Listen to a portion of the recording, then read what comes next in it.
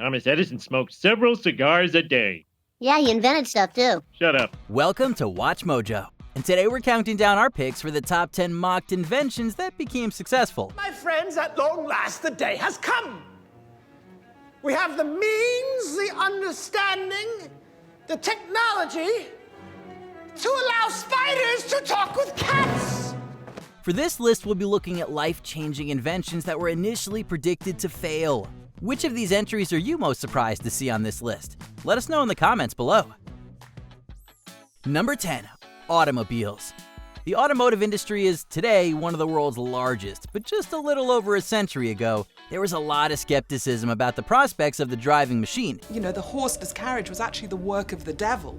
So you can imagine that this was not a good environment to be the person inventing the horseless carriage. In 1899, the Literary Digest, a highly influential magazine at the time, referred to automobiles as ordinary horseless carriages that will never be used as commonly as bicycles due to their expensive cost. Just 4 years later, Horace Rackham, one of the first lawyers of the Ford Motor Company, was discouraged from buying stock in the company by a bank president who called automobiles only a novelty and a fad. If only they could drive a DeLorean back to the future, they'd sure eat their words. What did I tell you? 88 miles per hour! Number 9. Umbrellas. Special Batbrella compliments of KG Bird, maker of superior umbrellas. It's a clue, all right.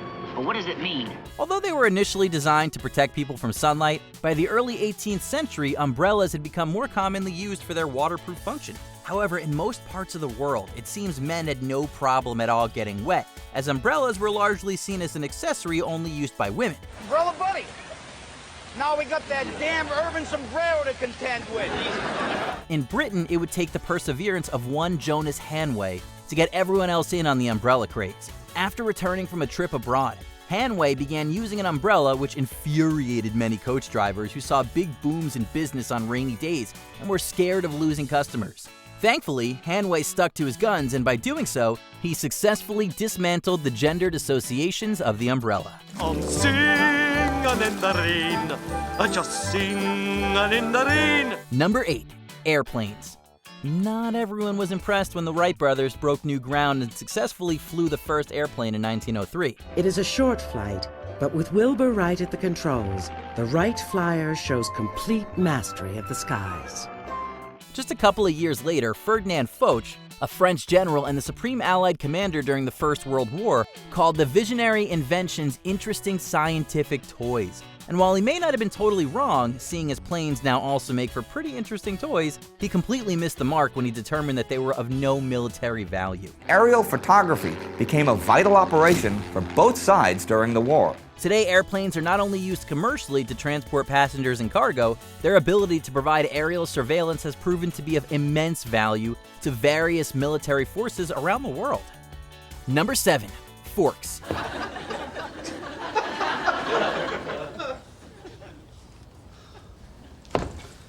All right, what do we have? The use of the fork as a personal utensil was popularized during the Byzantine Empire, and while it became common all over the Middle East by the 10th century, its use was still sneered at in most parts of Europe. 2 Byzantine princesses, Theophanu and Maria Argyropoulina, are largely credited with introducing the fork to the Western world when they moved to Europe after getting married. Theophanu was met with shock after using the utensil to eat, and Argyropoulina was ridiculed by the church for using it instead of the natural forks attached to her hands. God in his wisdom has provided man with natural forks, his fingers. Therefore it is an insult to him to substitute artificial metallic forks for them when eating. Even with the efforts of both princesses, it would take a few hundred years before forks were adopted all around Europe. Shrimp fork, salad fork, dinner fork. Number 6. Printing press. The fruit of Gutenberg's work can be seen all around us, but it's more important than that. For everything that our culture and our civilization depends on starts with Gutenberg's invention. When the first flatbed printing press was developed in Germany in the mid-15th century, it was seen as a threat to the work of monks, who regarded their hand copying of the scripture as divine labor. In 1492, one such monk, Johannes Tritemius, published an essay in which he described printing as morally inferior to copying and predicted that printed materials would never last. Trithemius, a Benedictine abbot and leading scholar, argued that since printed materials used paper, they were more easily degradable and incomparable to the parchment that monks wrote their words on. To show the church that his invention presented an opportunity and not a threat, he also printed documents like this papal indulgence. Ironically, Trithemius published this essay on printed paper, as he believed the material would be far-reaching that way. We're so used to living with printed matter every day of our lives, from the cereal packet in the morning to the book at bedtime, that it might perhaps be rather hard to imagine what the world was like before printing. Number 5. Televisions. It is now 12 years since this apparatus showed the transmission of outline images to the public for the first time. For how ubiquitous televisions are today, it's hard to fathom that so many people were against the idea at first. After Scottish inventor John Baird put on the very first public demonstration of a television in 1925, he drew the ire of radio legend Lee DeForest, who predicted the device would be a commercial and financial disaster. This apparatus was shown to members of the Royal Institution and others on January 27, 1926, and showed true television images in light and shade for the first time. Baird's invention was also ridiculed by members of the print media, with one Daily Express newspaper editor calling him a lunatic for even thinking the idea of a television was attainable. Even 20 years down the line, it was still met with skepticism, most notably from Hollywood giant Darryl F. Zanuck, who deemed the device a mere plywood box that people would quickly get tired of. Television has grown from a scientific novelty to a commercial service. Number 4. Space travel. Just like airplanes and automobiles before it, the invention of spacecraft and humanity's ambition to explore the universe was met with a lot of derision by critics. We choose to go to the moon in this decade and do the other things, not because they are easy, but because they are hard. Making another appearance on our list is radio pioneer Lee DeForest. For as innovative as he was, DeForest clearly lacked a lot of foresight, as he proclaimed such a man-made moon voyage will never occur regardless of all future scientific advances. It's one small step for man, one giant leap for mankind. In this case, it didn't take too long to prove DeForest wrong, as just 4 years after his remarks, Russian cosmonaut Yuri Gagarin was launched into space, paving the way for the prevalent exploration of space that occurs today. I hope you enjoyed the trip today with us on board the Dragon Capsule Endeavour with our friend Trimmer, the Apatosaurus. Number 3. Light bulbs. Prior to the invention of the light bulb, people used candles, gas lights, and oil lamps to illuminate their surroundings at night. But these were mostly unsafe options. With his developments of the first commercially viable electric light bulb, Thomas Edison provided a safer, practical, and more stable option. But some people still chose to remain in the dark. The first reaction by the scientific community was the whole thing was a hoax.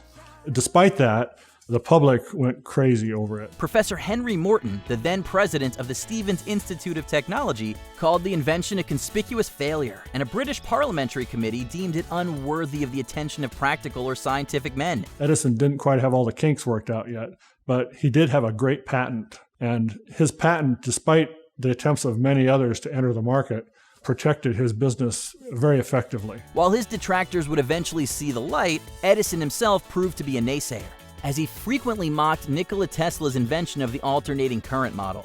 Everybody assumed that Edison would get the contract to wire it and to power the first World's Fair powered by electricity. And to everyone's surprise, Westinghouse, using Tesla's patents, won the contract. Number 2.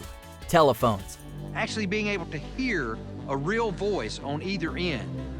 That's something that many more people would be excited about, and it actually tied humanity together. Once Alexander Graham Bell received the first patent for the telephone in 1876, he shopped his device around and made a $100,000 offer to telecommunications giant Western Union. The company's president, William Orton, declined the purchase, reportedly asking, what use could this company make of an electrical toy? Obviously, that toy became one of the most widely used devices, and just 3 years later, Western Union tried to develop their own telephone and were shut down with patent lawsuits from Bell. The fact that human voices seem to be emerging from this contraption, it's beyond magical. Just like its predecessors, the cell phone would also receive its own share of skepticism as it emerged in the 1980s, with an executive at Motorola proclaiming that it wouldn't replace wired telephones. Glad to know they were all proven wrong. Industry watchers say there are only a few thousand cellular phones in use right now, but that number is expected to grow considerably within the next few years. Before we continue, be sure to subscribe to our channel and ring the bell to get notified about our latest videos. You have the option to be notified for occasional videos or all of them. If you're on your phone, make sure you go into your settings and switch on notifications. Number 1. The Internet. Every business, no matter how large, and no matter how small, will be on the internet in the year 2000. It's hard to imagine what the modern world would look like without the internet. But back in the mid-90s, not everyone was enthusiastic about the idea. You write to it like mail? No, a lot of people use it and communicate. I guess they can communicate with NBC writers and producers. Allison, can you explain what internet is? In 1995, astronomer Clifford Stoll published a Newsweek article in which he predicted that the brilliant innovation would just never work.